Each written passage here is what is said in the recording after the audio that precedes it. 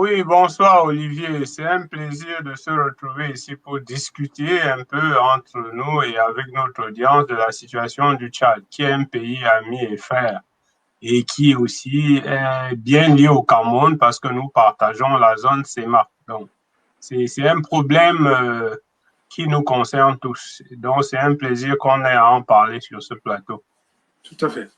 Merci beaucoup. Et le troisième panéliste du jour, docteur Serge Zou, militant MRC également, coordinateur de l'Académie de la Renaissance, et qui a eu le bonheur d'intervenir justement sur ce sujet, le sujet du Tchad. Est-ce qu'on peut l'avoir en image, docteur Zou?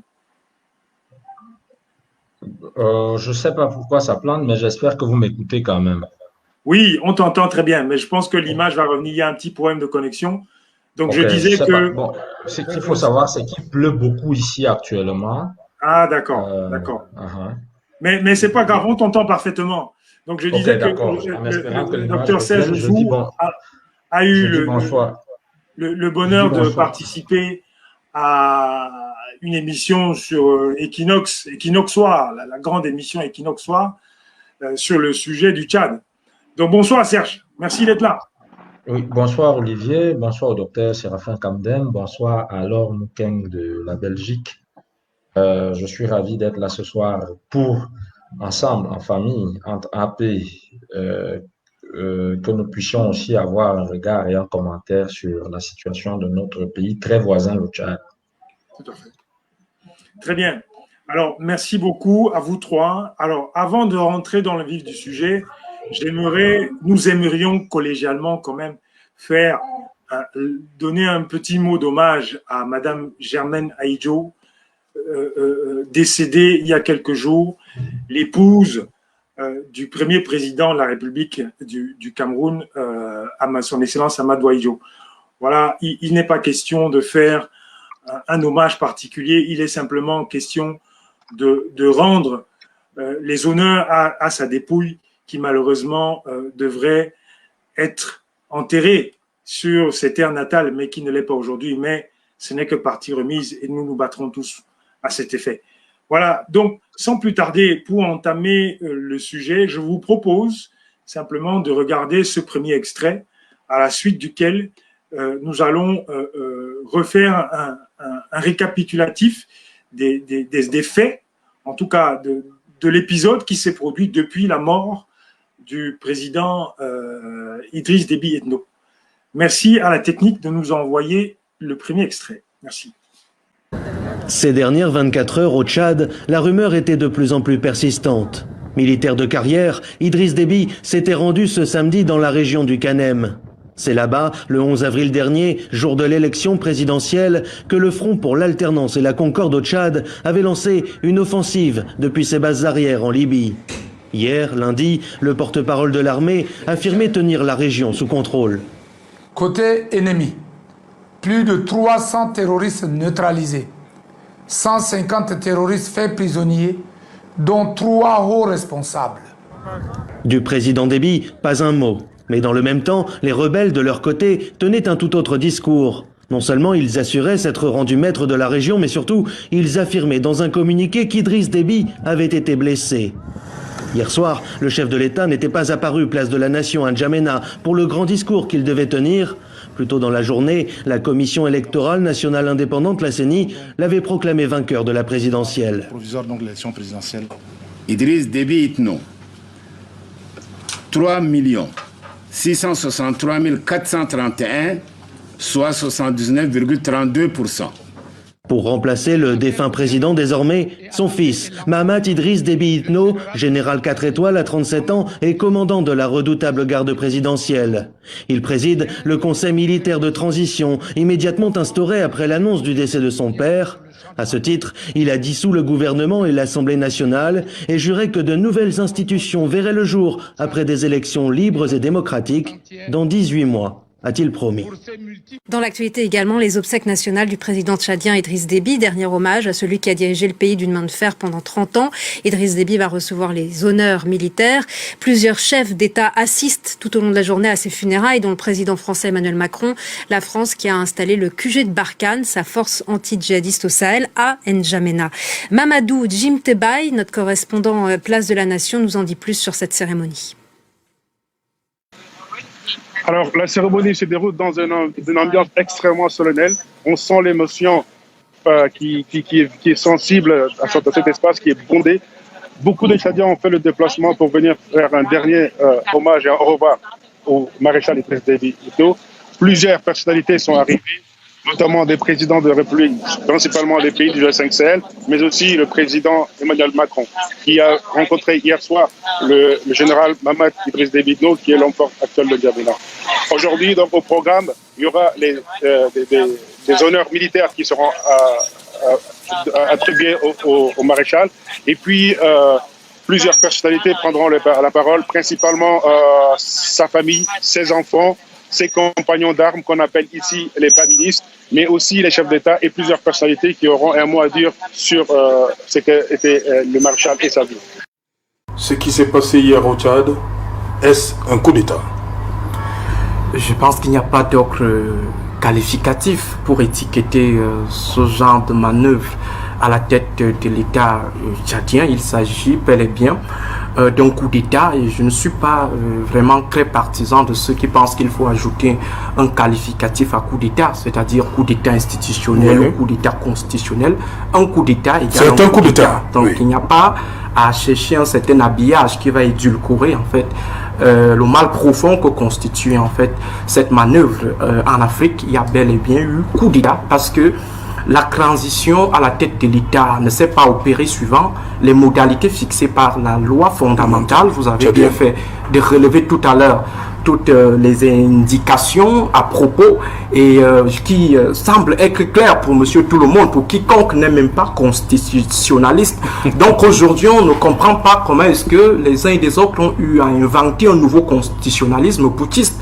Et je pense que ce n'est pas la première fois en Afrique où les constitutionnalistes putschistes émergent de manière sporadique, de manière spontanée, occasionnelle, et qui créent un nouveau droit fondamental, un droit fondamental putschiste ou alors un droit fondamental des coups d'étatistes. Très bien. Merci beaucoup. J'espère que l'extrait préparé vous a mis dans le sujet, mais nous allons rapidement reballer de façon formelle le déroulement des faits. Donc très rapidement. Alors, le 11 avril 2021, les résultats provisoires d'élections présidentielles du Tchad donnent Déby largement vainqueur. Ensuite, quelques jours après, le 19 ou le 20, on ne sait pas vraiment très exactement, le président Déby décède, version officielle de suite de blessures reçues sur le front contre les rebelles du FACT. Le 20 avril, un conseil militaire de transition créé à la suite de ce décès du président Déby est créé plutôt et annonce officiellement sa mort et annonce également la dissolution des principales institutions politiques du pays, à savoir d'abord la Constitution en elle-même qui est en vigueur, le gouvernement et l'Assemblée nationale. Le président de l'Assemblée nationale lui-même prend acte de ce nouvel ordre établi par le biais d'un communiqué officiel. Ensuite, le 22, le fils du feu président le nommé Mahamat Idriss Déby prend la tête du conseil militaire et du pays de facto et proclame une nouvelle constitution qui lui confère peut-être même plus de pouvoir que son feu père. Et cette nouvelle constitution est d'application, du moins est censée être d'application durant la période de transition de 18 mois, au bout de laquelle le même conseil militaire promet d'organiser des élections libres et transparentes pour justement transférer le pouvoir à un civil.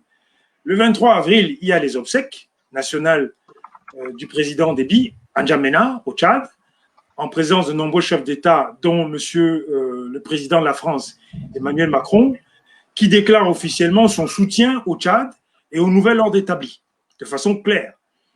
Ensuite, la société civile se lève, l'opposition se lève également, l'Église se lève aussi, contre la manœuvre établie par le nouvel ordre, le nouvel homme fort, le Conseil militaire, plus le soutien affiché de la France par son président, s'ensuit donc des manifestations publiques qui ont été évidemment réprimées.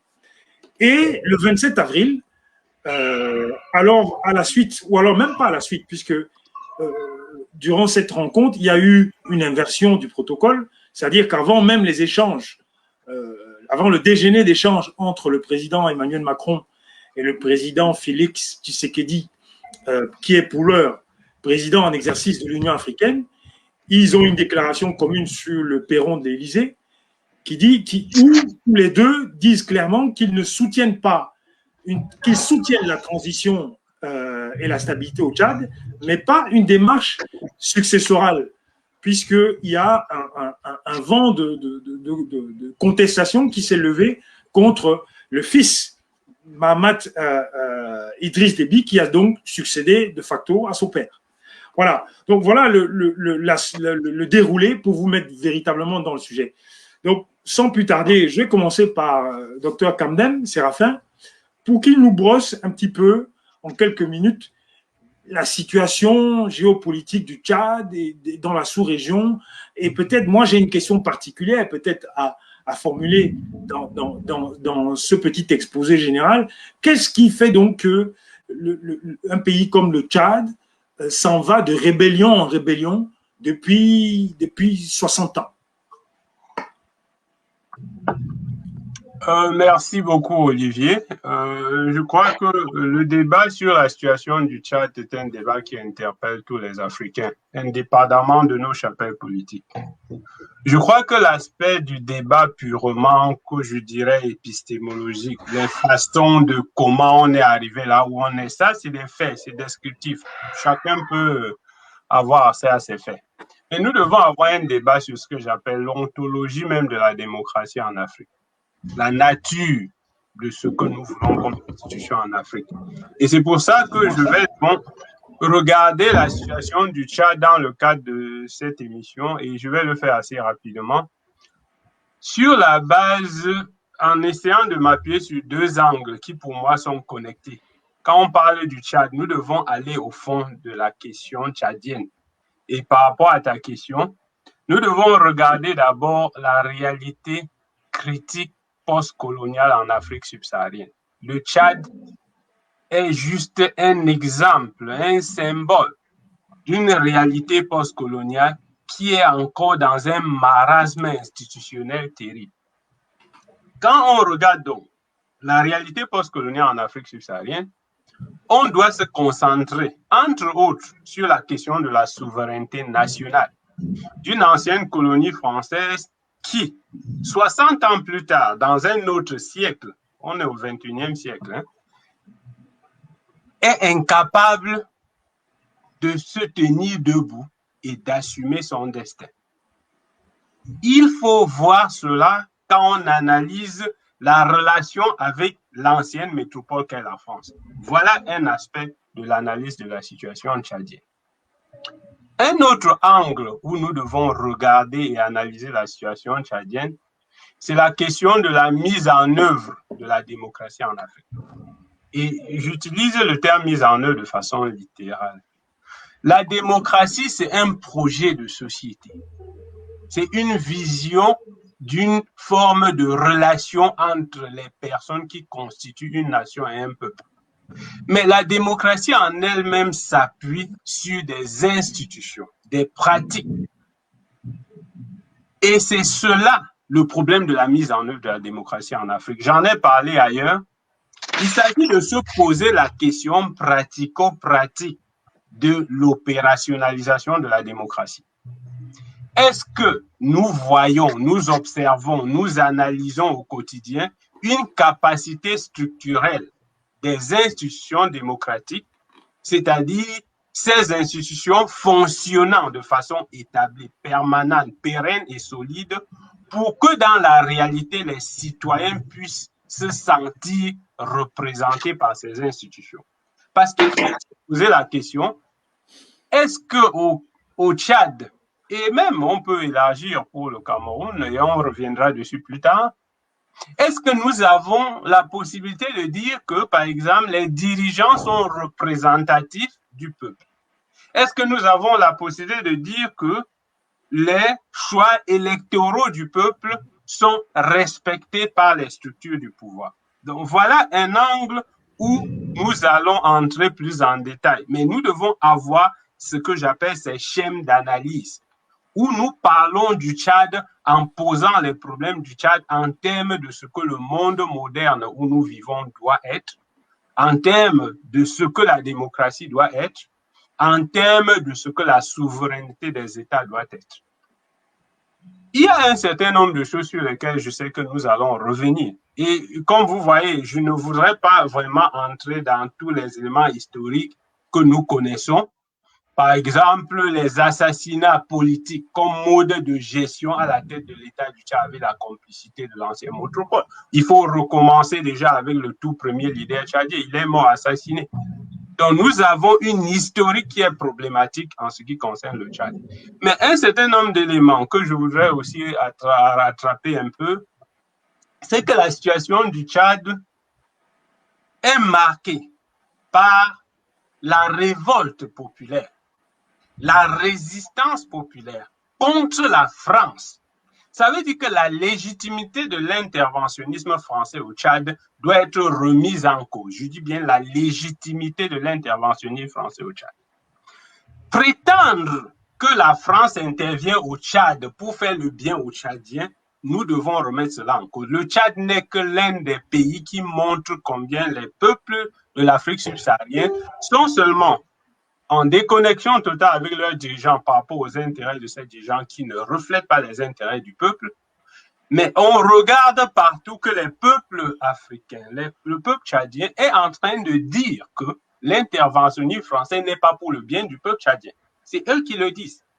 Et nous devons entrer dans ces détails parce que si nous ne touchons pas le problème de la légitimité de l'interventionnisme des pays occidentaux dans les anciennes colonies, nous allons passer à côté d'un des aspects du problème tchadien, qui est que ce qui se passe au Tchad n'est pas en fait le résultat de la volonté du peuple tchadien.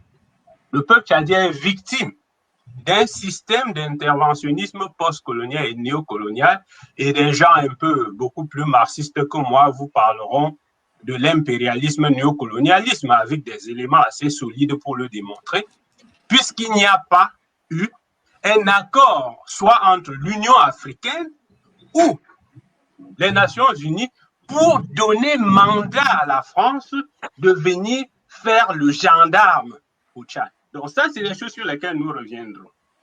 Le Tchad est en situation de coup d'État. Okay? Il y a déjà eu des collègues qui ont démontré cela. Vouloir habiller ça avec des mots sucrés, c'est vraiment vain. La situation est de fait, il y a coup d'État. Avant le coup d'État, avant la mort de Déby, nous devons reconnaître que les élections au Tchad étaient controversées et étaient contestées. Donc nous avons ce background dont nous devons tenir compte. Et les changements constitutionnels qu'il y a eu au Tchad, ce n'est pas parce qu'il y a eu des changements qu'on ne peut pas remettre en cause la légitimité de ces changements. Les processus démocratiques ont des éléments universels de comparaison et d'analyse. Donc, on peut bien dire qu'un changement constitutionnel est en fait antidémocratique s'il n'y a pas eu un processus de consultation où les parties prenantes impliquées, le Parlement représentant le pouvoir législatif, le système judiciaire et les autres parties prenantes, qui sont généralement les partis politiques, ont été dûment consultés. Donc, il y a eu un problème d'élections controversées et contestées au Tchad. Donc, il y a tous ces éléments. Et puis, quand aujourd'hui, je vais finir là, quand on nous parle de l'armée qui est au pouvoir, et je vais revenir dessus une fois de plus, je voulais juste ramasser ces choses parce que il faut qu'on analyse le problème du Tchad en essayant d'arrêter de regarder les peuples africains comme si nous vivons dans des univers parallèles. L'armée est une institution au service du peuple et de la nation. L'armée n'est pas un gouvernement exécutif ou un gouvernement démocratique. Le fait que des pays occidentaux qui se sont battus pour mettre fin à l'autocratie même celles qui étaient basées sur l'aristocratie historique, peuvent venir en Afrique en 2021 défendre des institutions d'autocratie est une aberration que l'histoire aura à revenir dessus. Parce qu'il faut se poser la question, pourquoi les peuples africains sont en train de rejeter totalement l'interventionnisme de la France. Donc, il y a cet aspect sur lequel nous reviendrons. Et le fait que la mise entre parenthèses par la force militaire des institutions et démocratiques, quand on en parle, on pense que c'est un débat d'école. Mais c'est pour ça que j'ai parlé de l'ontologie de la démocratie. Quelle est la nature des institutions qu'on est en train de mettre sur pied en Afrique? Qu'est-ce que nous sommes au XXIe siècle comme Africains modernes, éduqués? Et comment est-ce que nous arrivons à développer des discours qui nous empêchent de voir la réalité des autocraties qui, au quotidien, portent atteinte à la dignité humaine et aux droits humains? Donc, voilà un certain nombre de choses. Et bien sûr, comme tu l'as mentionné, on va parler de l'implication sociopolitique pour le Cameroun. Depuis qu'on parle du Tchad, j'ai eu à intervenir ailleurs et j'ai demandé aux gens, mais est-ce que vous savez que le Tchad fait partie de la CEMAC?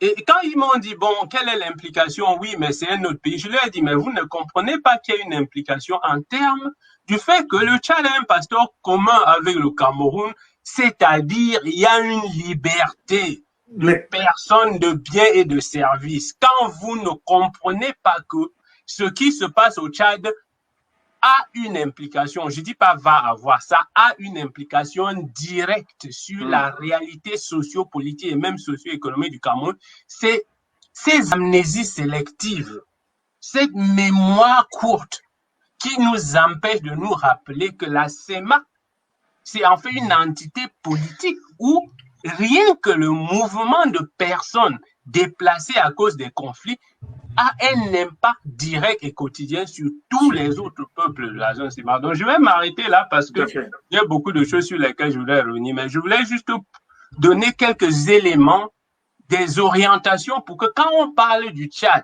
qu'on essaie d'être un peu plus critique, qu'on n'en fasse pas des sujets juste émotionnels et qu'on refuse de nous expliquer en quoi un pays souverain au XXIe siècle doit être dirigé par l'armée, alors que la démocratie demande qu'il y ait quand même des choix électoraux démocratiques.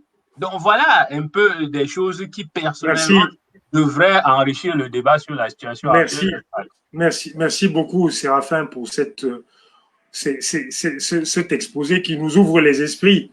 Alors, à la suite de Séraphin, je voudrais prendre Laure sur l'essentiel de ce que Séraphin a développé, à savoir sur la démocratie elle-même. Il a parlé de l'ontologie de la démocratie. Alors, Laure, j'ai envie de vous poser la question. À votre avis, comment est-ce que vous décririez la démocratie qui peut éventuellement exister aujourd'hui au Tchad et peut-être dans la sous-région? Rentrons directement aussi dans ce sujet-là, même si c'était prévu d'y rentrer un peu plus tard. Mais quel est votre sentiment de façon générale, principalement sur vraiment l'aspect de la démocratie? Oui, merci beaucoup de me passer la parole, Olivier. Tout d'abord, c'est vrai qu'en début d'émission, tu as posé une question assez intéressante. Tu me demandes de parler de la situation de la démocratie et tu as aussi demandé au départ qu'est-ce qui pouvait justifier ces multiples rébellions au Tchad. Et ça rejoint aussi la question de, voilà, qu'est-ce que c'est la démocratie au Tchad et par conséquent au Cameroun aussi, puisque on a une frontière commune. Nos pays sont liés certes par la CEMAC, mais aussi parce que finalement, quand on étudie un tout petit peu l'histoire du Tchad, en fait, on vit exactement la même histoire, mais de l'autre côté de la frontière. Et donc, quand on parle de la question de la démocratie concernant le Tchad, je voudrais qu'on parle des vrais mots, qu'on se dise la vérité. Et je pense que c'est la vérité qui nous aidera à pouvoir analyser nos problèmes de façon honnête et à chercher des solutions. Il n'y a absolument pas, même un semblant, même un début de démocratie au Tchad. Et c'est tout le problème.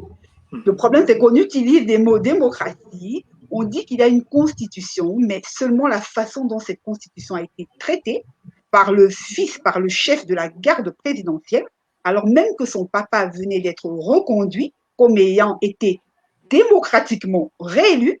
Vous avez vu comment d'un coup de balai, il a mis la Constitution de côté parce qu'ils savent que cette Constitution ne vaut rien. C'est normal, elle ne vaut rien parce qu'elle n'émane pas du peuple tchadien. Elle ne vaut rien parce qu'en général, d'ailleurs, de l'aveu de Déby, père lui-même, hein, la France lui avait envoyé un constitutionnaliste à une certaine époque pour tripatouiller la Constitution et lui permettre de renfiler pour un énième mandat. Ils savent que cette Constitution ne vaut rien. Ils savent que le Tchad est un État en fait de nature où on se maintient par la force. Et comment est-ce que ce jeune monsieur de 37 ans, déjà 4 fois étoilé général, a pu prendre le pays? Il ne sait même pas parler français, ce monsieur. Hein. Il a dit qu'il voulait imposer la stabilité, l'instabilité. Donc, comment il a pu prendre le pouvoir? En fait, il sait que ce n'est pas une question de constitution. Il sait que ce n'est pas la force des armes. Parce que s'il croyait à cette constitution, il n'aurait pas eu besoin de le faire puisque son papa venait de remporter les élections. Il aurait fallu simplement un processus démocratique, qu'on déclare la vacance du pouvoir et que les institutions se mettent en marche. Mais il a pondu tout seul, en un jour, en 2 jours, une constitution. Mais en quoi cette constitution est-elle représentative de la volonté du peuple tchadien? Mais nous sommes totalement en néocolonie. Je suis désolée.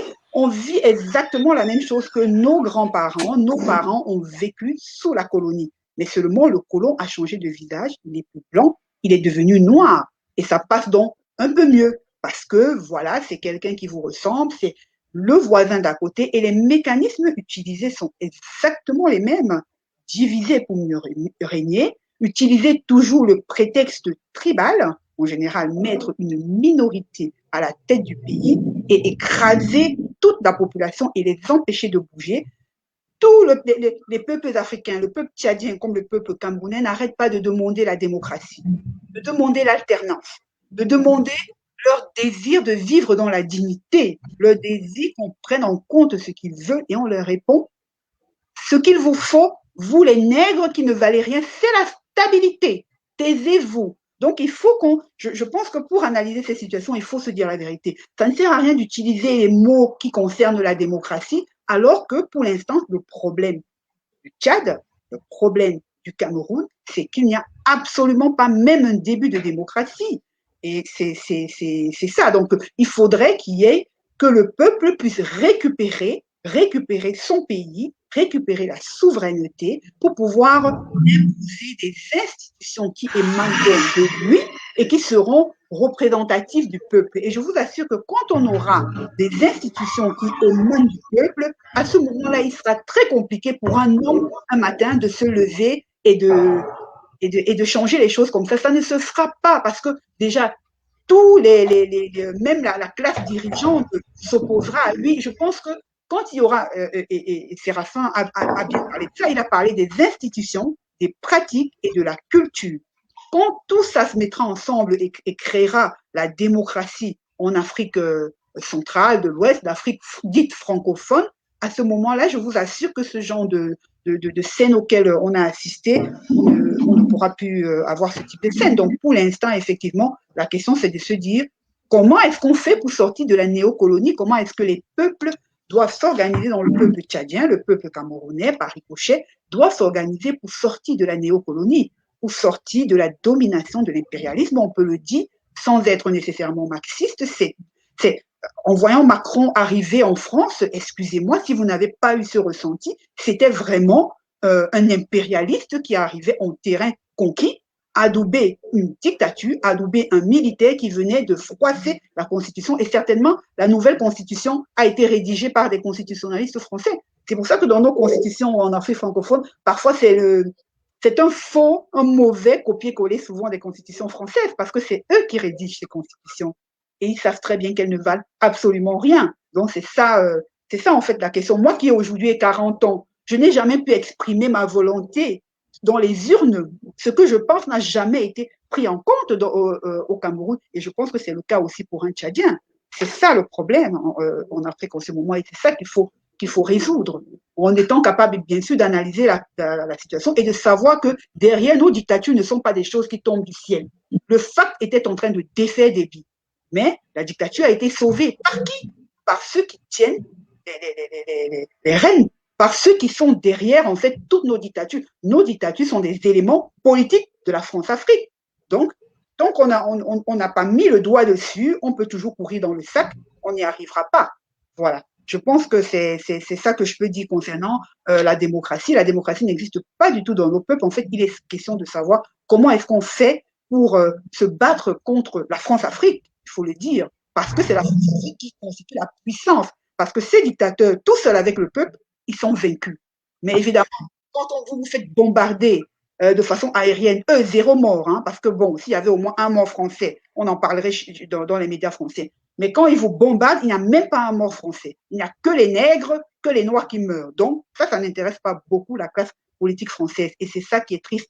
Comment, quand on sait ça, comment s'organiser ensemble pour pouvoir combattre ces gens, faire tomber, démanteler la France-Afrique et bien sûr démanteler les bases militaires françaises qui sont en fait, vous avez vu, c'est eux qui ont tué le FAC au Tchad, qui sont en fait le bras armé des armées d'occupation en Afrique pour perpétrer la domination néocoloniale sur l'Afrique et piller les richesses de l'Afrique, parce qu'on sait pourquoi ils sont là. Les armées françaises ne sont pas là pour protéger les pauvres Tchadiens, les pauvres Maliens qui ne demandent rien. Ils affaiblissent les États pour pouvoir exploiter les matières premières au prix le plus bas. Et voilà. Donc, pour l'instant, c'est ce que je peux dire sur la situation du Tchad. Et voilà. Tu es en train de parler, Olivier, et ton micro est coupé, je pense. Merci, je disais merci Laure. Je pense que des deux dernières interventions, ce qu'on peut retenir, c'est que finalement, il y a une confusion un peu, comment je veux dire, très malsaine, pour le moins malsaine, comme je dis, entre stabilité militaire et démocratie. Voilà, comme tu l'as dit, Laure, les Africains réclament la démocratie, mais on leur sert la stabilité en remplacement. Donc, sur cette première question, alors Serge, je voudrais peut-être orienter un peu plus ton sentiment général avec l'idée de nous parler un petit peu du rôle géostratégique et militaire du Tchad dans la sous-région, notamment à la fois en Afrique centrale et du côté du G5 Sahel par rapport à la lutte contre de la France et des Occidentaux contre les bases arrières du djihadisme dans la région du Sahel, pour que ça nous donne plus d'éléments pour apprécier ce qui se passe aujourd'hui au Tchad, à la fois avec ce qu'on a vu comme interventionnisme de la part de la France. Ok, merci et bonsoir à tous. Je ferai d'abord mien les propos qui ont été tenus par mes deux prédécesseurs sur le caractère fondamental de la démocratie.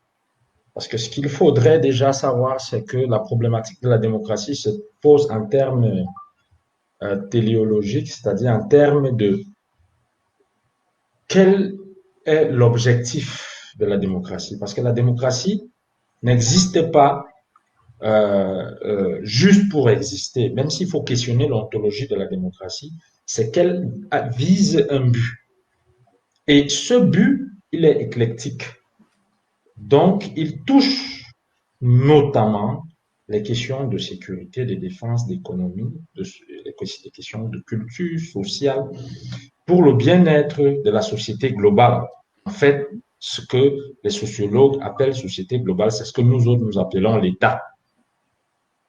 Et la question de la sécurité, le regard que nous pouvons poser dessus revient encore aux fondamentaux, c'est-à-dire la démocratie dans son sens constructif ou formatif.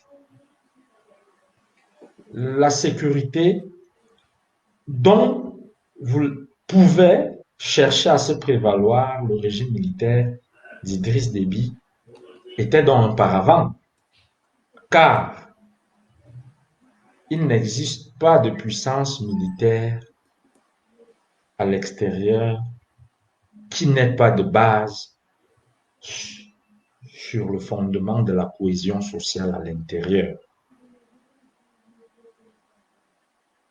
Le Tchad n'est que, si vous voulez, n'est qu'un biais d'analyse de la situation des États de l'Afrique francophone en général et de l'État de l'Afrique centrale, CEMAC en particulier. Et peut-être donc que s'il faut s'intéresser au Tchad, et je vous ai entendu parler de la France tout à l'heure, il faudrait même déjà se poser la question de ce découpage qui voudrait bien faire de quelques pays de l'Afrique centrale une sous-région à part entière, qui a aussi son parallèle au niveau de l'Afrique de l'Ouest avec ce qu'on a appelé l'UEMOA à l'intérieur de la CEDEAO. Tout à fait. Et ce que nous avons appelé les structures de la parentalité internationale nous renseignent à suffisance sur le fait que la définition de la stabilité politique varie en fonction du continent où on l'applique, cette stabilité politique. Voilà pourquoi tout à l'heure, dès sa première prise de parole, a dit qu'il n'y a absolument pas de démocratie dans un État comme le Tchad, donc dans nos États. Parce qu'elle a la possibilité, elle a la chance d'expérimenter ce qui s'apparente à la démocratie ailleurs. Donc, la France n'aura pas d'état d'âme lorsqu'il s'agit d'une situation qui lui permet de transformer l'espace tchadien, l'espace CEMAC, au mieux de ses intérêts. Pendant longtemps, le Tchad, ou alors jusqu'ici, le Tchad n'a connu que des successions à travers coup d'État au pouvoir. Idriss Déby, dont nous parlons, est arrivé par le biais d'un coup d'État. Hissène Habré, qu'il a chassé par ce putsch, lui-même est arrivé par la même voie, ainsi de suite. Donc, si l'on fait le chemin inverse en arrière jusqu'aux indépendances, se présenter donc comme une puissance militaire dans la zone sahélienne pouvait peut-être permettre de nourrir, de garnir, de fournir un ego pour se donner une certaine importance en Afrique. Mais, comme je l'ai dit, on ne parlera pas de puissance militaire pour un État qui n'assure pas la cohésion nationale. La preuve, est-ce que le logiciel stratégique, politico-stratégique, l'instance décideur d'un pays, d'une armée, peut mourir comme M. Déby est mort? Il est mort, je dirais, comme Guijol dit dans l'un de ses films très parodiques, il est mort comme du n'importe quoi. On en est à épiloguer. Est-ce que c'était vraiment au front? Est-ce que ce n'était même pas au palais? Est-ce que ça fait sérieux? Alors, ça ne fait pas sérieux simplement parce que nos pays se sont inscrits dans la logique de l'inculture stratégique. L'inculture stratégique ici, que je peux sommer en deux concepts simples. Il y a, premièrement, l'inculture de l'intérêt national et l'involonté de la puissance, qui ont été convertis, quand vous regardez le cas tchadien, par une confusion à l'attrait au pouvoir. C'est-à-dire, il y a l'attrait au pouvoir très patrimonialisé, comme le dit le titre même, le thème de notre émission aujourd'hui, le pouvoir est devenue une affaire de famille. De famille, tout à fait, oui. Tout simplement lorsqu'on l'élargit. Oui, et c'est en ça que on se sent concerné, typiquement au Cameroun. Je te laisse poursuivre. Tout à fait, tout à fait. Et c'est pour cela que je dis que le cas du Tchad n'est qu'un bien d'analyse de ces situations que nous savons que nous vivons tous, ou encore que les menaces, les risques auxquels nous devons faire face. Or, et mon propos tient donc à démontrer que, puisqu'on parle de démocratie, mais en dehors de ça, même il n'y a pas de culture étatique. Les hommes d'État, c'est ceux qui évitent la catastrophe à leur peuple, à leur population, à leur nation. Or, nous courons vers des catastrophes. Pourquoi donc? Avec le cas tchadien, j'essayais de le démontrer, c'est que le pouvoir des débits, est un pouvoir structuré par l'attrait au pouvoir lui-même. Le pouvoir use sans jamais s'user. Et ce pouvoir qui est confondu à la puissance que l'on a voulu donner, à laquelle on a voulu donner une coloration militaire, finit par nous enseigner que il n'existe pas de sécurité, il n'existe pas de garantie de gage à la sécurité sans volonté de puissance stratégique construite sur la base de la stabilité politique, qui en effet s'égrène à travers la démocratie. La démocratie est un mot, mais que l'on trouve, dont on trouve à l'intérieur l'alternance politique, la séparation des pouvoirs, la comptabilité, les libertés fondamentales. Pardon? Les libertés fondamentales. Oui, l'état de droit. L'état de droit, tout à fait. De façon générale, l'état de droit. Absolument. Donc, est-ce que vous pensez que le fait, pour peut-être chuter sur votre question, est-ce que vous pensez que le fait de se gargariser d'être la puissance militaire de l'Afrique centrale ou de la zone médiane sahélo, bassin de Congo, ne résout déjà forcément le problème qui se pose déjà d'abord à partir de l'intérieur du pays, qui est celui de la véritable insécurité. Parce que vous ne pouvez pas construire des sécurités à l'international si à l'intérieur de chez vous, il n'y a pas de sécurité. La succession des rébellions au Tchad provient de quoi? Et c'est pour ça que j'ai été, et je le suis toujours, totalement à l'opposé de ceux qui disent que le Tchad traverse une situation d'exception. Non, l'information et le scoop au Tchad, c'est que Idriss Déby est mort. C'est ça la nouvelle.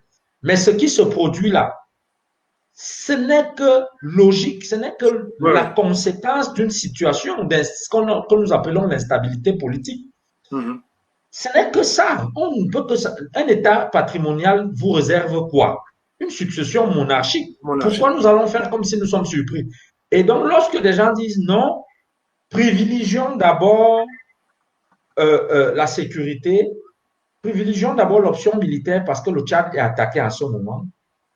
Mais si on crédite de bonne foi le Conseil militaire de transition dirigé par le fils d'Idriss Déby, créditons aussi de bonne foi la rébellion qui disait que cette rébellion s'est levée précisément afin que la République devienne république à tous les Tchadiens, et que l'on organise une élection, pas une parodie d'élection comme celle qui vient de passer, une élection libre et transparente et ouverte à tous.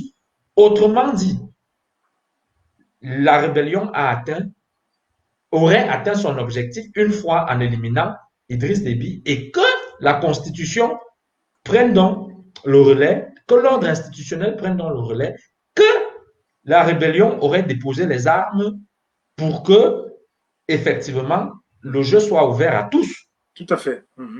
Donc, mais si cela n'a pas été fait, ça veut dire qu'il n'y a jamais eu de bonnes intentions. Or, la démocratie, c'est aussi cela, une volonté politique manifeste à éviter la catastrophe à son pays. Donc, pour ne pas mobiliser la parole, je pense que nous allons continuer dans les débats. Tout à fait, merci. Alors, vous avez tous les trois chacun eu un propos assez consistant sur la question. C'était peut-être pas forcément le format du débat du jour, mais disons que la question est tellement prenante que je vous ai laissé chacun dérouler son propos.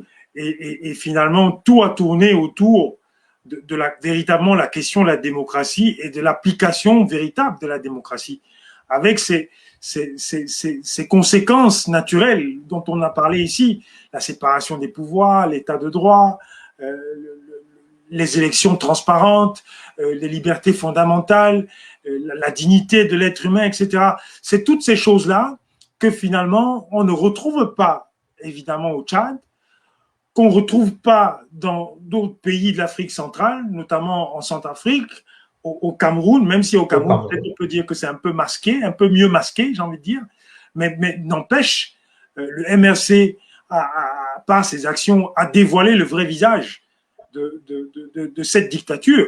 Donc, on en arrive à dire que, comme Laure le disait, il n'y a probablement absolument pas de démocratie au Tchad, peut-être pas non plus dans les pays d'Afrique centrale. Bon, les raisons qui justifient cela sont diverses. Le sujet sur la France-Afrique, c'est un sujet à part, même si on peut échafauder un peu aujourd'hui par rapport à ce sujet, mais c'est carrément un sujet à part. Mais typiquement sur la France-Afrique, nous avons préparé un dernier extrait qui va nous permettre d'introduire la troisième partie, enfin la dernière partie de l'émission, dans laquelle je vais une fois de plus vous donner à chacun la parole. Est-ce que la technique peut nous envoyer le petit extrait vidéo, s'il vous plaît? Voilà, très chers amis, voilà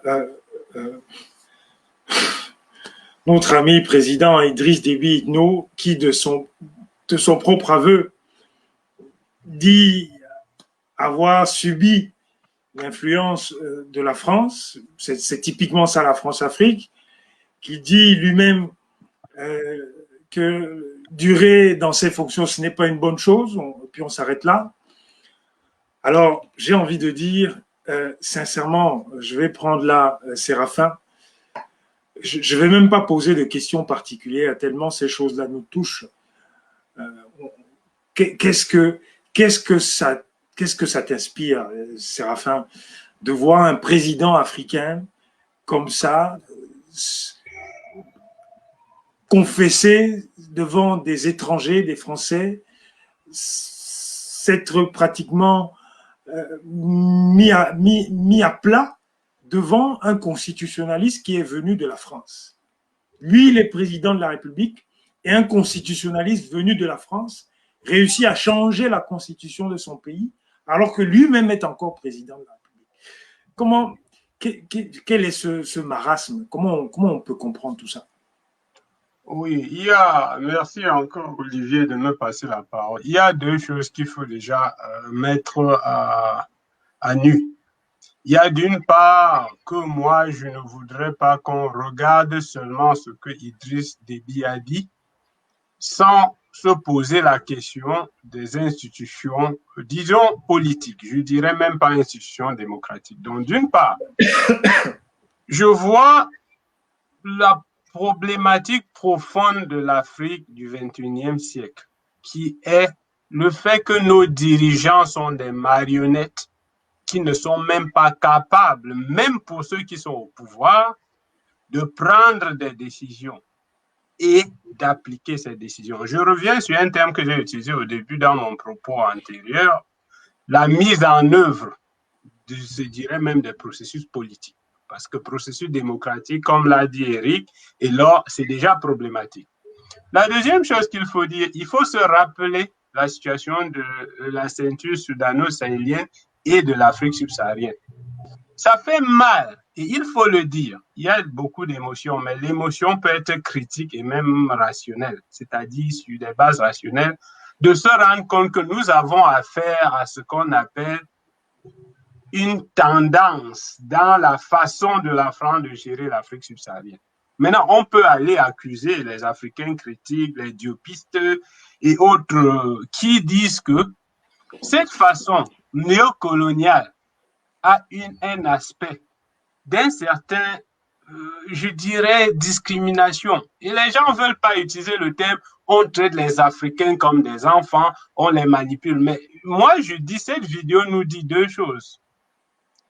Un dirigeant, même militaire, au pouvoir, mis au pouvoir par la France, est incapable de mettre en œuvre les décisions qu'il prend. Et ça se voit à travers toute l'Afrique subsaharienne. De deux, nous devons nous poser la question de cet interventionnisme de l'Afrique. Et vous me permettrez de poser un point parce que certains intellectuels, des collègues et autres africanistes sont partout sur les réseaux sociaux pour dire mais la France, il faut soutenir la France pour qu'elle aide le Tchad à avoir la stabilité. Je voudrais poser deux questions très simples et c'est vraiment pour répondre à ta préoccupation. Qu'est-ce que ça m'inspire de voir tout ça? Je regarde un interventionnisme qui fait fi des principes de souveraineté étatique. Je regarde un interventionnisme qui est focalisé à une région du monde, l'Afrique subsaharienne, comme si en Afrique subsaharienne, il y avait, et je vais utiliser le terme de l'or, que des nègres incapables de savoir ce qu'ils veulent et ce qu'ils veulent faire. La France n'intervient pas dans les affaires de l'Écosse. La France ne va pas intervenir quand des pays en Amérique latine ont des problèmes. La France n'intervient pas quand des pays en Asie font des... Elle l'a fait. Et on le sait. Elle a essayé d'intervenir pour imposer ce qu'elle voulait au Vietnam. Et on sait qu'elle s'est retrouvée battue et s'est retrouvée le bec dans l'huile. Il a fallu faire intervenir les cousins américains. L'Afrique doit regarder la réalité de cet interventionnisme. Et je vais m'arrêter là. Cet interventionnisme de la France en Afrique subsaharienne, c'est du néocolonialisme, c'est antidémocratique et c'est inacceptable. La souveraineté des États africains, indépendamment de nos problèmes structurels internes, ne donne pas le droit, que ce soit dans le cadre du droit international ou dans le cadre du respect des droits humains, à la France de jouer les gendarmes à tout bout de champ. Et c'est pas seulement au Tchad, c'est au Cameroun, c'est au Gabon, c'est au Mali, c'est en Côte d'Ivoire, c'est au Sénégal, sous le prétexte que la France veut aider les pays africains. Mais mon Dieu, il faut qu'on se réveille. La mission civilisatrice de la France, c'était des justifications pour le colonialisme et pour les fausses indépendances qui n'ont jamais été octroyées. La France ne peut pas s'asseoir et penser qu'elle a le droit d'intervenir dans des pays souverains, autonomes, indépendants et refuser que les peuples africains puissent réagir pour dire non. Parce qu'il n'est plus question de prétendre que l'intervention de la France à venir imposer un changement constitutionnel s'inscrivait dans un désir d'aider le peuple tchadien. Et c'est ça. Nous devons regarder ces choses avec froideur. Nous devons nous poser la question de la légitimité de cet interventionnisme. On ne doit pas cacher sous le prétexte de faire de l'humanitaire politique et venir empêcher l'émergence des autres peuples du monde. La France n'a pas le droit de venir intervenir au Tchad de façon unilatérale. La France n'a pas le droit de venir intervenir en Libye de façon unilatérale. La France n'a pas le droit d'intervenir dans la politique du Cameroun parce que la France est un État souverain.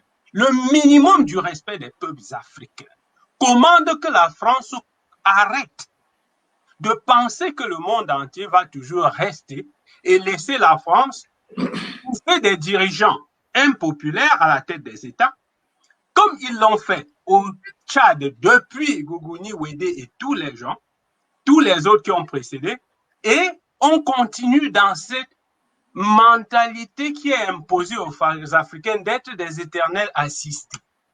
C'est ça, voilà ma réaction. Elle n'est pas une réaction parce que je suis africain. Elle n'est pas une réaction parce que je ne cautionne pas le droit des autres États de s'occuper de leurs affaires. Mais elle a une réaction parce que, dans le cadre du droit international, la France n'est pas en train de faire du bien aux pays africains. Donc, l'argument de l'intervention pour aider à la stabilité, l'argument que la France intervient au Tchad pour éviter les pertes en vies humaines est une insulte à ce que j'appelle l'observation dans le monde actuel, puisque c'est cette intervention de la France qui a entraîné la Côte d'Ivoire, le Tchad, le Mali et d'autres pays en Afrique subsaharienne dans des guerres où on a perdu des vies humaines. Et je voudrais m'arrêter là parce que cette situation doit être condamnée, non pas seulement par les intellectuels, mais par tous ceux qui veulent voir l'Afrique subsaharienne se réveiller et sortir de ce cycle où les puissances occidentales nous utilisent comme des jouets à travers nos dirigeants qui ne sont pas démocratiquement élus. Très bien. Merci, Séraphin. Je vais reprendre Laure en utilisant un commentaire Facebook que je viens de lire, justement, d'une de nos AP qui est ton homonyme, d'ailleurs, Laure Nouchang, quand elle dit que l'intervention, enfin du moins l'arrivée de M. Macron au Tchad est une humiliation pour nous, Africains. Voilà, merci de nous repasser le commentaire.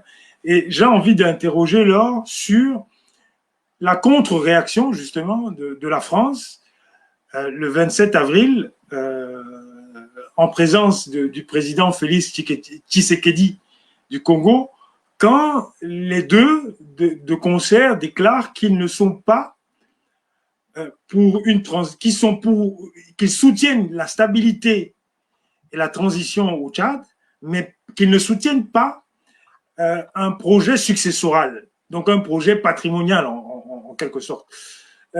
Comment est-ce qu'on peut interpréter qu'on peut considérer peut-être même comme une volte-face, hein, parce que voilà, on peut quand même difficilement comprendre que Monsieur Macron, ou du moins que la France ait été très injonctive dans d'autres situations comme celle de la Libye ou comme celle de la Côte d'Ivoire quand il s'agissait de Monsieur Gbagbo, et que ici, qu'elle ne l'ait pas du tout été, que bien au contraire, elle l'ait adoubé le jeune Déby fils, et que quelques jours après, peut-être à la suite de la réaction, justement la réaction d'orgueil, hein, puisqu'on parlait d'humiliation, la réaction d'orgueil du peuple tchadien, dire que comment est-ce qu'on peut interpréter cette contre-réaction pour le moins?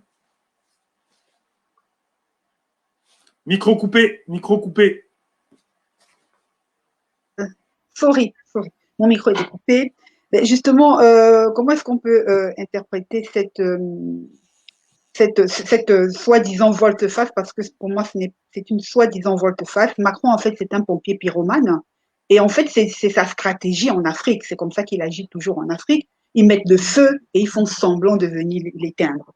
La France est le principal agent de la déstabilisation de l'Afrique centrale et de l'Afrique francophone. Regardez par exemple le cas de la Libye. On tue Kadhafi, donc on déstabilise totalement la sous-région. Il y a des groupes islamistes qui viennent s'installer, des groupes terroristes qui viennent s'installer, financer. Le principal bailleur de fonds, j'ai lu le livre qui le raconte, écrit par une Française, c'est la France qui vend les armes à l'Arabie Saoudite, qui est le principal bailleur de fonds des grands groupes terroristes. Donc, ils arment les gens au niveau du Sahel, de la sous-région Libye, et ensuite, ils envoient leur armée de façon unilatérale, soi-disant pour protéger la population contre le terrorisme. C'est totalement faux. Son petit communiqué qu'il a pondu, c'est juste pour gagner du temps. Parce qu'évidemment, ça a tellement choqué les Africains. Ce qu'il a fait, je vous assure personnellement, je n'ai pas dormi pendant 2 jours, j'en ai fait des cauchemars. Je me suis dit, allez, ce que mes grands-parents ont vécu en 1920, mais quel est donc le chemin qui a été fait? Rien n'a changé, c'est la même chose. Il peut se lever. Franchement, ce qui serait inacceptable, il se bat, soi-disant. Il s'oppose, soi-disant, à la dictature en Birmanie. En Birmanie, il y a eu une élection démocratique. Les militaires sont sortis, ils ont complètement annulé cette élection. Et Macron, chaque jour, il tweet, il dit qu'il est contre ça, il faut absolument la démocratie. Et chez nous, et même dans son communiqué, ce qu'il trahit, Olivier, il a utilisé encore le mot fétiche, stabilité.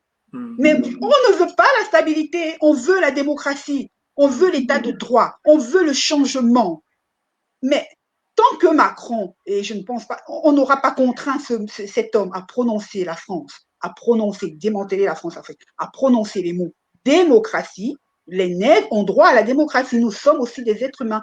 Humiliation, Laure a parlé d'humiliation, mais humiliation parce qu'il a nié notre humanité. Il a nié notre souveraineté en se rendant là-bas de façon unilatérale et en disant aux Tchadiens ce qu'ils veulent pour eux. Comme s'ils n'étaient pas capables eux-mêmes de définir ce qu'ils veulent. A-t-il consulté la population camerounaise? Vous avez vu l'hommage qui a été rendu dans les médias français à Déby? Oh, Déby, le grand allié de la France, le grand guerrier de la France. Et c'est vrai, Déby en tant qu'homme, dictateur, grand criminel, il a massacré la population tchadienne. Mais oui, c'était le bras armé de la France-Afrique dans la sous-région qui menait les guerres de la France. Mais donc le peuple n'est pas du tout pris en compte. Il est allé pour remplacer son guerrier. Il avait son guerrier Déby qui était à la tête du Tchad et qui massacrait. Vous avez vu la misère, mais je ne sais même pas comment décrire cette misère. C'est une misère insoutenable qui est vécue au Tchad. J'apprends qu'il n'y a pas d'hôpitaux au Tchad et que les Tchadiens doivent aller au Cameroun pour se soigner. Franchement, si on vous dit que quelqu'un va au Cameroun pour se soigner, vous ne comprenez pas qu'il a touché le fond. Est-ce qu'il y a des hôpitaux au Cameroun pour que quelqu'un fasse le trajet pour aller se soigner au Cameroun? Ils sont maintenus dans une misère inhumaine. On n'a pas parlé, il n'a pas évoqué le peuple tchadien. Il dit qu'il faut la stabilité. Et en son temps, il avait dit pour le Cameroun. Il avait dit qu'il nous fallait la stabilité aussi au Cameroun par une régionalisation approfondie. Alors qu'on demande simplement d'avoir des dirigeants légitimes. On demande le changement à la tête de nos États. On demande la démocratie, on demande l'état de droit. Donc, eux, ils ont droit à l'état de droit. Hein, les Français ont le droit au bien-être.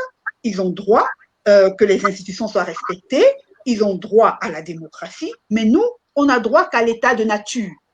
Parce que ce que Déby, fils, a fait, c'est vraiment mettre étalé sur la place publique le Tchad comme état de nature. C'est-à-dire c'est le plus fort qui prend la tête du pays, qui est capable d'abroger la Constitution parce qu'il a les armes. Parce qu'il a les armes et que si tu n'es pas d'accord, il tire sur toi. La preuve, ils ont tiré sur les manifestants. C'est au vu des manifestations monstres des citoyens tchadiens, c'est au vu du courage de ce peuple, franchement courageux, que je soutiens, que nous devons soutenir, avec lequel on doit créer franchement des rencontres pour pouvoir se soutenir parce qu'on mène la même lutte. Nos leaders de la résistance africaine doivent se rencontrer pour qu'on puisse vraiment créer une convergence de nos luttes pour nous en sortir ensemble parce qu'on ne pourra pas s'en sortir seul. Mais quant au communiqué de Macron, de Tshisekedi, c'était de l'enfumage. Il essaie de rétropédaler parce que ça a été tellement choquant pour les Africains. Voilà. Et il essaie d'enfumer la chose parce que si il voulait vraiment la démocratie, il n'aurait déjà pas prononcé ce mot de stabilité. Il aurait dit le peuple tchadien a droit à la démocratie, le peuple tchadien a droit à l'état de droit et ses droits doivent être respectés. Et il l'aurait laissé faire les Tchadiens. Ça veut dire que cette rébellion de Tchadiens fatigués, révoltés par la situation du Cameroun qui avançait, la situation du Tchad qui avançait vers N'Djamena, aurait pu arriver en N'Djamena et donner une occasion à ce pays de commencer tout doucement à rentrer dans l'état de droit. Mais qui a bombardé les positions du FAC pour les empêcher d'avancer? Ce n'est pas le Tchad, ils n'en ont pas les moyens. C'est la France. C'est la France parce qu'ils ont le renseignement, ils vous fournissent le renseignement, ils vous fournissent la couverture aérienne. Évidemment, les petites rébellions que nous avons qui n'ont pas de grands moyens, évidemment, on est très vite décimés. Si on veut montrer qu'on vous dit qu'il a rétropédalé, si on veut montrer qu'on rétropédale, ce n'est pas par des faux communiqués comme ça, ce n'est pas les actes qu'on pose. On laisse les Africains régler leurs problèmes entre eux. Et je peux vous assurer que toutes les dictatures de l'Afrique francophone vont tomber. C'est ça, en fait, le problème. Donc, on doit vraiment créer des synergies entre nous, entre peuples, parce que pour la préparation de cette émission, je me suis un tout petit peu lancée dans l'histoire du Tchad, parce que, bon, je dois vous l'avouer, hein, comme moi j'ai commencé dans la résistance camerounaise, je trouvais nos problèmes tellement graves que je n'avais pas la force de m'intéresser aux problèmes des autres pays. Je me disais, mon Dieu, je vais me suicider, je ne vais pas tenir le coup, quoi. Ce sera beaucoup trop pour mon petit cœur. Mais là, je me suis quand même plongée, ça m'a tellement chamboulé tout ça que je me suis plongée dans l'histoire du Tchad. Je me suis rendu compte que c'est le copier-coller de l'histoire du Cameroun. C'est le copier-coller de l'histoire du Cameroun. Donc, on est obligé de se tenir main dans la main, que nos leaders créent vraiment des synergies ensemble pour qu'on puisse créer une internationale de la résistance africaine contre cette dictature, qu'on puisse créer notre printemps de l'Afrique subsaharienne. C'est vraiment très, très urgent. Et c'est maintenant, c'est pas demain, c'est maintenant qu'il faut le faire. Quoi. Donc, voilà. Merci beaucoup, Laure, pour cette réaction. Est-ce que Serge est prêt à intervenir? Serge? Je suis là. Alors, oui, Serge, tu peux parler, hein, même si ta caméra n'est pas stable. Tu peux parler. Alors, je voudrais t'interroger pour cette deuxième et malheureusement, peut-être, je sais pas, peut-être la dernière prise de parole sur deux points. Le premier point, c'est sur celui que Laure a soulevé, qui est celui de l'internationalisation ou de la sous-régionalisation des résistances africaines. Parce que quand on regarde ce qui s'est passé au moment des indépendances, on constate bien que les puissances colonisatrices ont dû céder parce que la pression venait de toutes parts. Et que c'est l'ensemble. Allô? Oui? Je t'écoute. Oui, donc je disais que quand on fait une comparaison avec la période des indépendances, on constate que la pression venait de toutes parts et que c'est ensemble que les pays africains ont accédé à l'indépendance. Quand on regarde également la situation des années 90 avec la montée des ouvertures politiques, avec le multipartisme, là encore une fois, c'est à peu près ensemble que les pays africains se sont ouverts à la démocratie au sens occidental, c'est-à-dire avec la liberté d'opinion et les libertés politiques de manière générale. Donc je voudrais savoir si, de ton point de vue, c'est la voie à suivre. Et sur la deuxième question, je voudrais quand même que tu nous donnes un peu ton sentiment sur le parallèle avec le Cameroun. Qu'est-ce qui... Bon, le parallèle nous semble tous naturel, tellement on vit les mêmes choses. Mais précisément, qu'est-ce qu'on pourrait mettre en évidence pour souligner ce parallèle avec notre pays, le Cameroun? Voilà, deux questions en une. Merci. Merci pour ta réponse. Je vais commencer par la deuxième. Très bien. En fait, le premier parallèle tout de suite qui me vient en tête, c'est la longévité au pouvoir, qui est un symptôme de ce que Mathias Eric Oona en Guinée a appelé gouvernement perpétuel. C'est-à-dire, ceux qui ne savent pas qu'un jour, ces derniers temps, malheureusement. Un jour... Pardon? Je dis, oui, il a appelé le gouvernement perpétuel, mais qu'il semble défendre, malheureusement. Ah, bon, ok, d'accord. C'est une parenthèse. Gouvernement perpétuel. Ah oui. C'est ce qu'on retrouve pratiquement dans tous nos États. Voilà ce qu'il y a comme parallèle. Il y a les mêmes structures de la parentalité internationale, ce dont je parlais, l'acteur majeur qui est la France, à savoir le découpage géographique avec soit la CEMAC, soit l'UEMOA. Il y a cette monnaie que l'on appelle le franc CFA. Il y a cette langue que nous parlons, à travers laquelle nous communiquons. Il y a cette histoire. Et vous allez remarquer, comme par hasard, prenez quelques mois en arrière, si on prend peut-être les 10 derniers mois ou les 15 derniers mois, mais vous allez voir qu'il y a eu des troubles liés à la nature des institutions au Mali. Il y en a eu en Côte d'Ivoire, il y a eu au Sénégal, il y a eu au Burkina, il y a eu au Togo, il y a eu au Cameroun, il y a quelques années au Gabon. Vous voyez qu'il n'y a pas d'instabilité politique dans tout ce que je viens de citer, tous ces États qui sont soumis à ce que j'ai appelé les structures de la parentalité internationale. Cet État qui est véritablement une puissance du fait de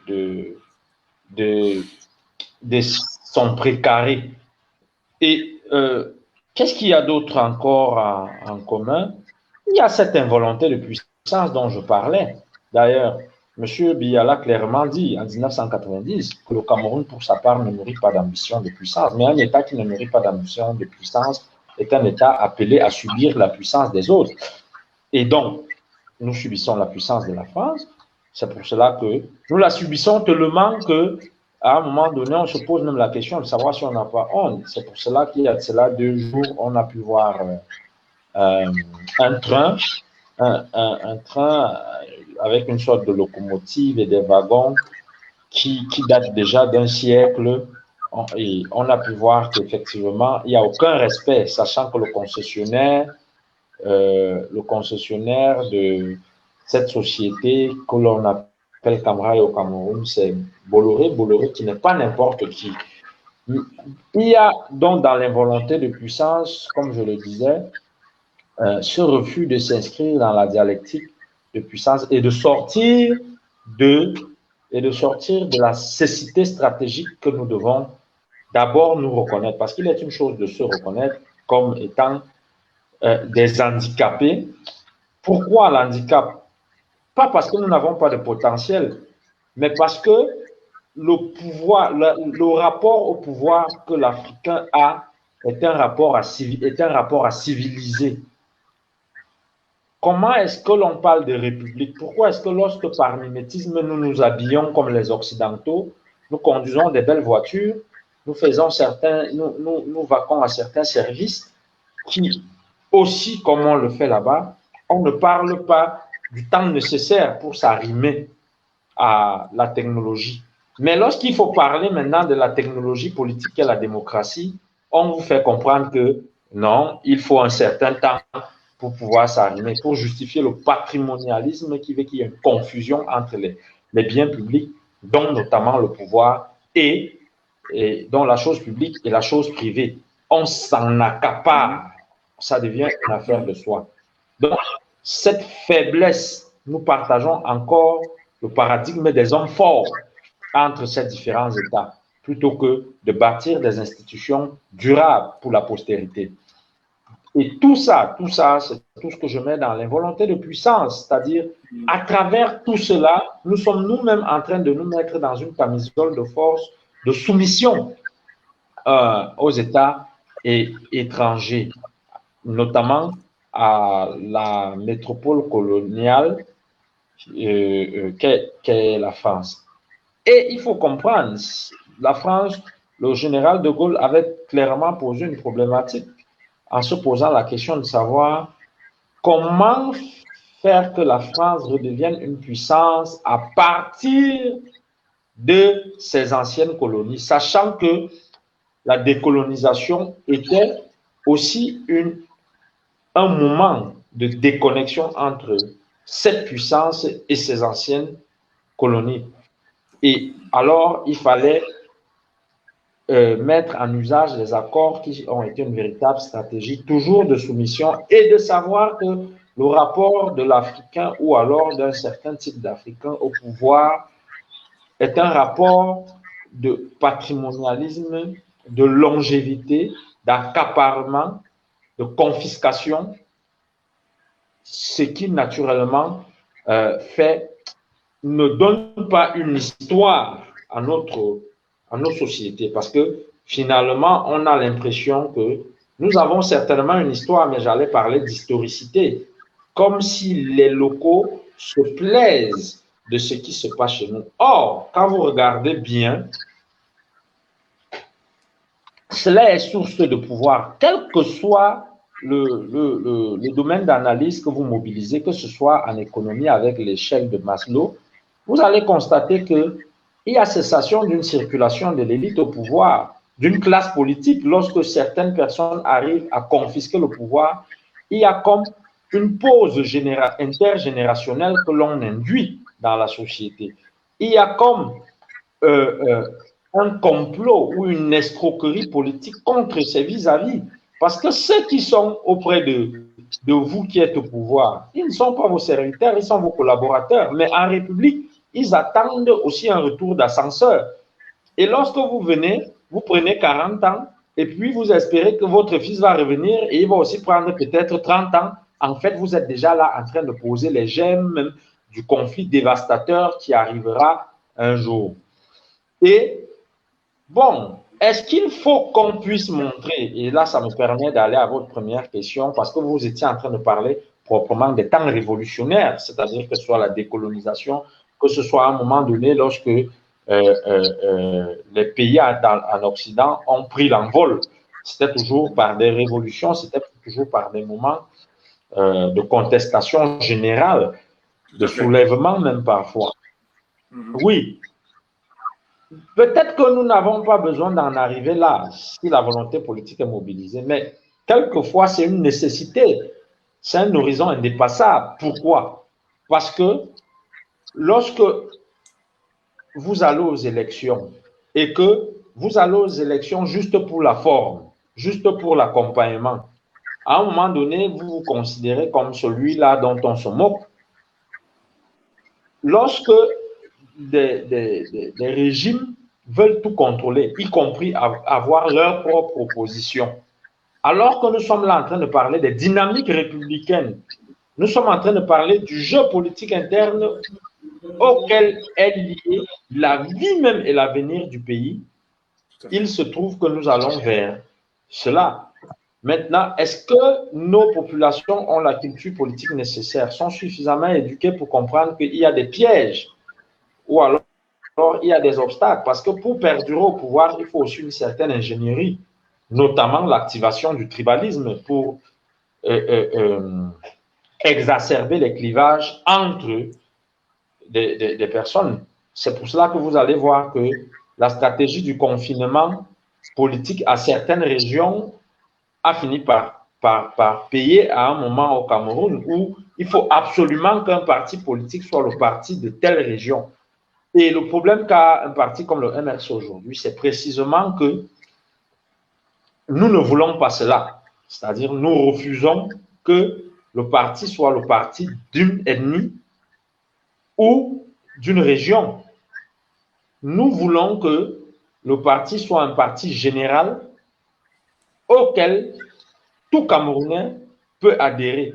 Et cela commence à constituer même les fondements de la culture politique dans un pays comme le Cameroun. Et si effectivement le discours de la Renaissance est partagé à travers le pays, nous pouvons donc déboucher à ce que vous avez appelé, ou alors à ce que vous avez appelé sans prononcer, la révolution.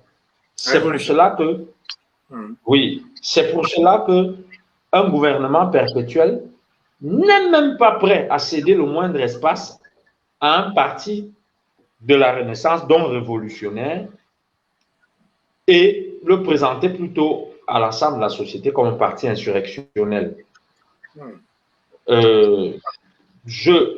Comme c'est certainement ma dernière prise de parole, et qu'on parlait du Tchad aujourd'hui, je ne saurais terminer sans vous dire que, en hommage au professeur Alain Foguet, qui a écrit, je crois par 3 fois déjà, des ouvrages et beaucoup d'articles sur la cécité et l'extraversion politique des États africains, qui les soumet forcément à subir la puissance des autres pays. Nous avons décidé, nous, certains de ces étudiants qu'il a formés, de produire une note de conjoncture qui sortira probablement cette semaine avec Sens Politique, mais pour déboucher à une revue spéciale, parce que le cas du Tchad, à cette ère, nous sommes au XXIe siècle, nous interpelle. Nous sortons là d'un coup d'État direct. Et il ne faudrait pas que nous le négligeons. Comme le disait le docteur Kamdem à sa première prise de parole, ce qui se passe au Tchad nous impacte. Et d'ailleurs, au plan moral, je crois que le Cameroun en est responsable. Pourquoi? Parce que le Cameroun est la puissance naturelle de l'Afrique centrale, CEMAC. Donc, le Cameroun devrait se comporter comme la locomotive réelle, la locomotive naturelle et réelle pour imposer une conduite quand je parle de puissance même morale, vous vous imaginez que si le Cameroun respectait un cahier de charges démocratique, que le Gabon, que la Guinée équatoriale, que la Centrafrique auraient pu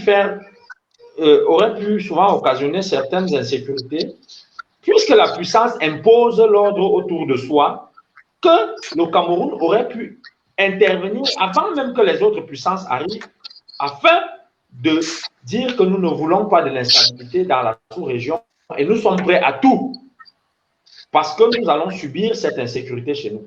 Le Cameroun fait face à une crise humanitaire, peut-être qu'on ne le dit pas assez.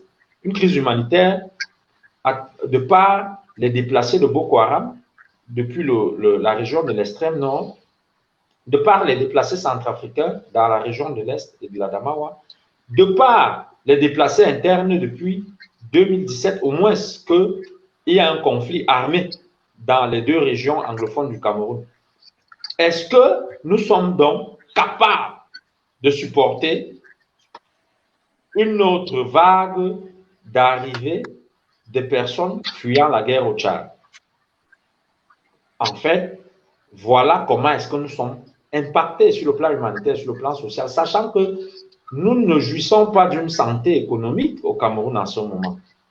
Donc, nous sommes vraiment impactés. Et je vais m'arrêter là et dire merci beaucoup pour... oui, Olivier. C'est nous qui te remercions, Serge. Merci beaucoup pour ces éclairages. Ça a été très instructif pour nous et pour tous ceux qui nous ont suivis, j'en suis sûr. Je voudrais juste quand même prendre une toute dernière petite parole, un petit temps de parole de 2-3 minutes maximum avec Séraphin. Il me brûle de lui poser une question assez directe. Séraphin, très cher Séraphin, si il nous arrivait la même chose qu'au Tchad dans quelques mois, dans quelques semaines, qu'est-ce qu'on fait? Oui, Olivier, tu me demandes la fameuse question de la théorie du pire, c'est-à-dire, what is the worst that could happen? What if the worst were to happen? Donc, si le pire arrivait, qu'est-ce qu'on fait? Parce que les gens ont tendance à dire, mais le Tchad n'est pas comme le Cameroun parce que nous, on n'a pas un pouvoir militaire qui est là. Mais je crois qu'il faut qu'on arrête souvent de jouer sur les mots. Le Tchad est comme le Cameroun parce que le pouvoir au Cameroun est un pouvoir dictatorial. Le mode opératoire qui est militaire au Tchad ne change rien au principe que le pouvoir au Cameroun est un pouvoir antidémocratique. Et ceux qui en font un débat intellectuel sont aveugles, mais c'est comme je le dis souvent, c'est en fait l'autruche qui enfonce sa tête dans le sable en oubliant que le reste de son corps est le plus exposé. Donc, le problème du Cameroun, le peuple, toi, moi, tout le monde qui nous écoute ici, tous ceux qui sont des Camerounais, doivent prendre leur destin en main. La position du MRC comme parti de l'opposition est que les institutions démocratiques restent le moyen par excellence de créer un état de droit capable de tenir compte de tous les citoyens dans un processus de choix électoraux qui permettent l'expression de la volonté populaire. Ça, c'est un fondamental non négociable pour le MRC. À ce moment, la question de qu'est-ce qui se passe si nous nous retrouvons, et tu me permettras de prendre 2 ou 3 minutes de plus, pas au-delà, pour clarifier que la solution du marasme politique amené actuel, parce que les gens pensent que le Cameroun sera dans des problèmes demain. Non, si aujourd'hui au Cameroun, on a un même dirigeant qui est au pouvoir, et les gens font toujours cette confusion, vous me permettez de clarifier, Paul Biya est au pouvoir depuis 82, mais on oublie qu'en 75, il était premier ministre avec pouvoir présidentiel dans le cadre d'une constitution qui lui permettait, et je l'ai vu étant un jeune, de signer des décrets présidentiels par ordre. Donc, il était comme le vice-président américain qui est avec des pouvoirs présidentiels. Donc, le pouvoir est dans les mains de Paul Biya seulement comme président en partir de 1982. Mais il était dans ce qu'on appelle le pouvoir présidentiel depuis 1952. Ça veut dire que nous avons le devoir, en tant que peuple camerounais, d'agir pour éviter de nous retrouver dans une situation comme le Tchad. C'est pour ça que le combat que l'on mène n'est plus seulement un combat d'un parti politique, mais le combat du Cameroun aujourd'hui, c'est un combat pour la survie du Cameroun. Et je vais vous expliquer pourquoi c'est plus urgent que beaucoup ne le pensent. Beaucoup pensent que le Cameroun doit chercher des solutions ailleurs. Nous devons trouver des solutions aux problèmes camerounais. La solution est le combat pour la mise sur pied des institutions démocratiques. Parce que c'est ce prétexte de l'incapacité des peuples africains à s'organiser pour lutter pour la démocratie qui donne l'occasion aux interventionnistes comme la France de venir tout le temps en Afrique imposer des dictateurs et maintenir des systèmes dictatoriaux antidémocratiques. Nous devons en même temps reconnaître que si nous nous lèvons, comme d'autres peuples l'ont fait dans certains pays de l'Afrique, nous pouvons changer la tendance et arrêter cette descente aux enfers qui est ce que l'on est en train de préparer le Cameroun. Quand des gens s'amusent sur les réseaux sociaux, la télévision nationale fait ce que j'appelle des sales blagues, de parler de l'alternance comme une affaire qui relèverait des choix individuels et qui balaie totalement le peuple. Certains intellectuels camerounais qui aujourd'hui soutiennent les actions de la France en Afrique subsaharienne, l'histoire aura à leur demander sur la base de quoi ils pensaient que les Africains sont des sous-êtres humains incapables d'avoir droit à la démocratie. Là, on a parlé avec toute la passion normale et qu'on attend de chaque Africain qui a une préoccupation, un temps soit peu, pour l'avenir de l'Afrique et du Cameroun. Donc, je voudrais finir en disant, nous ne devons pas attendre que ce qui arrive au Tchad arrive au Cameroun. Nous ne pouvons pas, c'est un luxe que personne ne doit se donner, parce que ça veut dire beaucoup de sang dans nos rues, le peuple déchiré, le Nord-Ouest, la guerre du Nosso, que personne ne veut reconnaître comme étant la faute des Camerounais, alors que c'est en fait la faute des Camerounais, parce que des Camerounais ont demandé qu'il y ait un dialogue pour leur permettre de se sentir représentés et respectés dans le cadre de leur culture, leur origine, leur région et la gestion de leurs ressources économiques. En face, un gouvernement qui est censé écouter son peuple et l'aider à avancer au XXIe siècle dans un monde globalisé où les peuples se remettent ensemble pour lutter, pour émerger de la pauvreté, on leur a opposé, bon, on va les balayer, ils n'ont pas le droit. Aujourd'hui, 4 ans plus tard, 5 ans bientôt déjà, parce que à partir de 2017, les Nations Unies avaient déjà déclaré qu'on était en situation de crise humanitaire.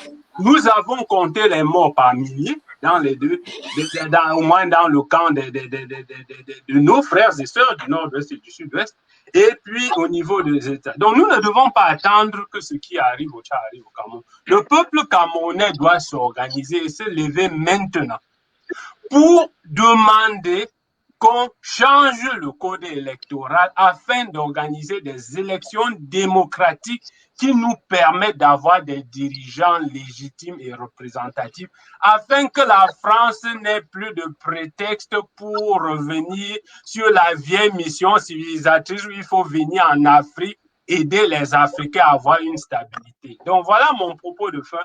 Nous devons agir maintenant. Nous devons agir maintenant, non pas comme membres de tel ou tel parti, mais comme des Camerounais qui ne voulons pas nous retrouver dans ce qu'on a vu au Tchad. Des frères et sœurs qui s'entretuent pour un pouvoir qui ne leur sert pas parce que ce pouvoir sert les intérêts de la France. Vraiment, c'est ça ma requête, ma demande à mes frères et sœurs camerounais, de nous lever afin de nous battre pour que nous ayons des institutions démocratiques, des processus démocratiques et des dirigeants qui représentent le peuple camerounais.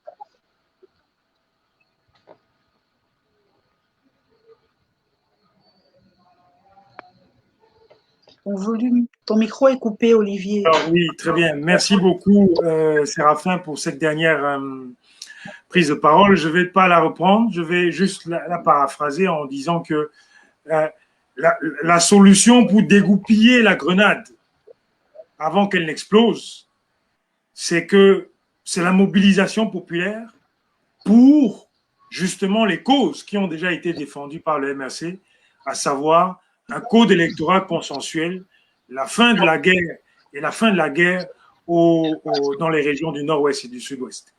Pour justement, et évidemment tout ça passera par un dialogue national inclusif pour justement empêcher, pour agir comme une soupape de décompression afin que le pays ne s'enlise dans une implosion interne. Voilà, merci beaucoup, merci à vous trois, merci pour vos éléments très très pertinents à chacun, merci à ceux qui nous ont écoutés. On a un peu débordé aujourd'hui, mais ça valait la peine. Merci à Serge qui est intervenu du Cameroun, je sais que c'est pas facile, compte tenu des conditions de connexion. Merci à Séraphin, merci Laure, merci à Denis qui est en technique et merci